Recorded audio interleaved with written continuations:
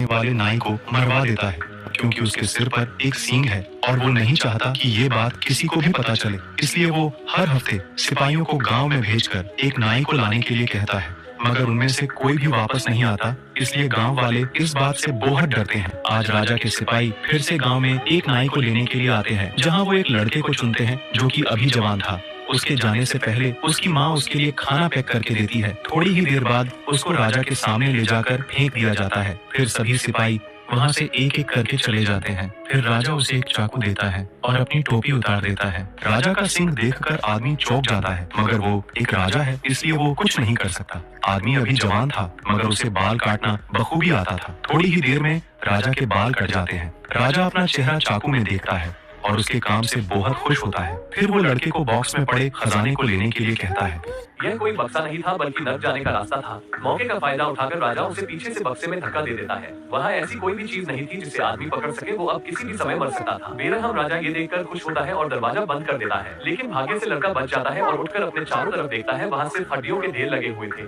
आदमी के बचने के चांस ना के बराबर थे, इसलिए वो अपना मुंह नीचे करके रोने लग जाता है। तभी हड्डियों के ढेर से कोई चीज बाहर निकलती है, जिसे देखकर लड़का बहुत डर जाता है, जो कि एक बहुत बड़ा कोबरा सांप था। वो अपनी माँ की दी हुई बीन को बजाने लगता है, जिस कारण सांप नाचने लग जाता है और जल्द ही उसका पालतू बन जाता है। मगर अब उसे खिलाने के लिए कुछ चाहिए था, इसलिए वो अपनी माँ के दिए हुए पराठे उसे खिला देता है, जिससे खुश होकर कोबरा सांप उसे अपने नाक पर बैठाकर उसे बाहर छोड़ देता है। आदमी वहाँ से जाने लगता है, मगर तभी उसे कुछ हलचल महसूस होती है और झाड़ियों से एक भेड़िया बाहर निकलता है। आदमी डरकर पेड़ पर चढ़ जाता है और अपनी माँ की बीन बजाने लगता है, जिस कारण भेड़िया भी नाचने लगता है और उसका पालतू बन जाता है। मगर अब इसे खाने के लिए कुछ देना होगा, नहीं तो ये उसे मार देगा। इसलिए वो उसे भी अपनी माँ के हाथ का पराठा खिलाता है, जिससे भेड़िया भी उसे खुश होकर अपनी आदमी ने जल्द ही भेड़िए को कुछ नहीं खिलाया तो वो उसे मार देगा, इसलिए वो अपनी माँ के हाथ से बने पराठे को निकालकर उसे खिला देता है।